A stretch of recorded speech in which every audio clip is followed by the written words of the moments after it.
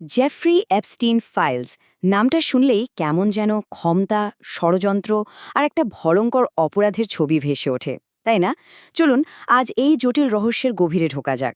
আমরা দেখব কিভাবে এই একটা কেলেঙ্কারি পুরো বিশ্বকে একেবারে নাড়িয়ে দিয়েছিল। আসলে এটা তো শুধু একজনের অপরাধের গল্প না। এটা হলো সেই ক্ষমতার দুর্গের গল্প, যা তাকে বছরের পর বছর ধরে আড়াল করে রেখেছিল। কিন্তু আসল প্রশ্নটা হলো কেন? কেন বিশ্বের সবচেয়ে প্রভাবশালী, সবচেয়ে ক্ষমতাধর মানুষগুলো তার জালে জড়িয়ে পড়ল? চলুন আজ এই রহস্যের জটটাই খোলার চেষ্টা করি।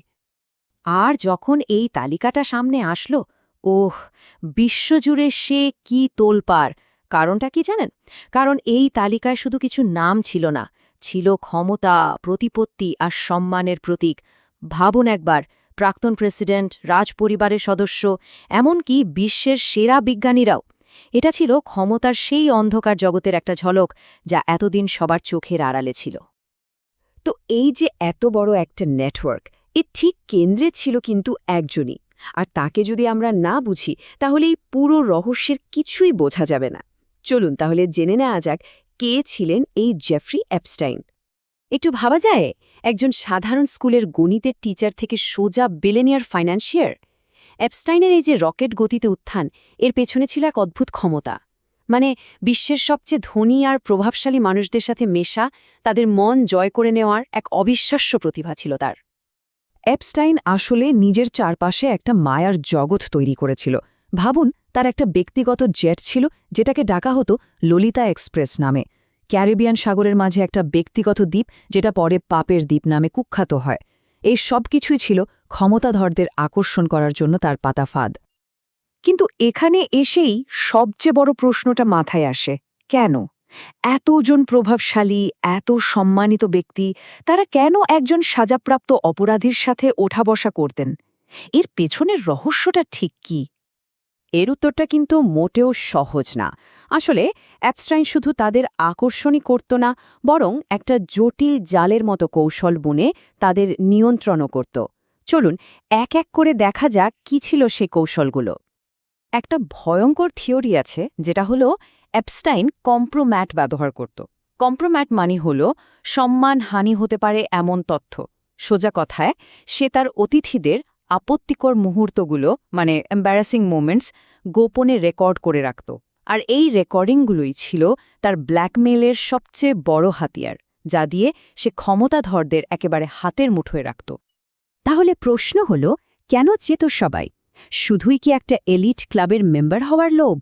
নাকি ইলেকশন ক্যাম্পেইন বা রিসার্চের জন্য টাকার দরকার ছিল? অথবা এর পেছনে কি আরও গভীর, আরও অন্ধকার কোনো কারণ লুকিয়ে আছে? আসলে অ্যাপস্টাইন ঠিক সেটাই অফার করত, যা ক্ষমতাধরদের দরকার ছিল। কোর্টের ডকুমেন্টে কিন্তু অনেক বড় বড় পাবলিক ফিগারের নাম আছে। হ্যাঁ, এটা ঠিক যে তালিকায় নাম থাকা মানেই কেউ অপরাধী, তা কিন্তু নয়। কিন্তু এই কানেকশনগুলো এত গুরুতর প্রশ্ন তুলে দিয়েছে যে তাদের অনেককে পাবলিকলি এসে জবাব দিতে হয়েছে। কিন্তু সবচেয়ে অবাক করার মতো ব্যাপার কি জানেন? অ্যাপস্টাইনের অপরাধের কথা কিন্তু আগেও সামনে এসেছিল। ২০০৮ সালের ঘটনাটা যদি আমরা দেখি, তাহলেই পরিষ্কার বোঝা যায় কিভাবে পুরো সিস্টেমটাই তাকে বাঁচানোর জন্য একজোট হয়ে গিয়েছিল। ভাবুন তো, ২০০৮ সাল, অপ্রাপ্ত বয়স্কদের নিয়ে সেক্স ট্রাফিকিংয়ের মতো ভয়ঙ্কর অভিযোগ। আর তার শাস্তি কি হল? অবিশ্বাস্য, মাত্র ১৩ মাসের জেল। শুধু তাই না, দিনের বেলায় জেল থেকে বেরিয়ে কাজ করারও অনুমতি ছিল তার। এটা তো চোখে আঙুল দিয়ে দেখিয়ে দেয় যে ক্ষমতার কানেকশন থাকলে ন্যায় বিচারকেও কিভাবে প্রভাবিত করা যায়। আসলে এই মামলাটা একটা খুব বিপজ্জনক উদাহরণ তৈরি করেছিল।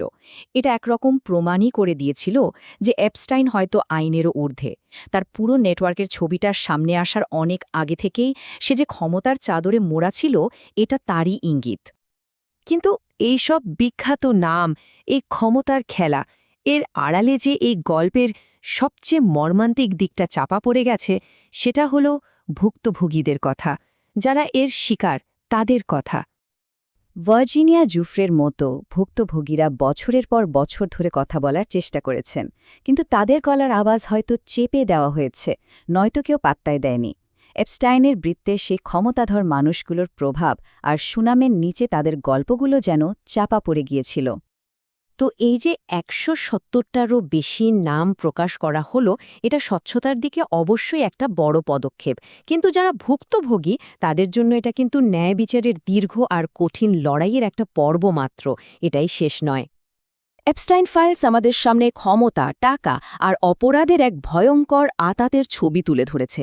আচ্ছা, এপস্টাইন তো আজ বেঁচে নেই, কিন্তু তার রেখে যাওয়া এই জাল, এই রহস্য আমাদের দিকে একটা খুব কঠিন প্রশ্ন ছুড়ে দিচ্ছে। শুধু নাম প্রকাশ করে দেওয়াই কি আসল বিচার, নাকি আসল জবাবদিহিতাটা অধরাই থেকে যাবে?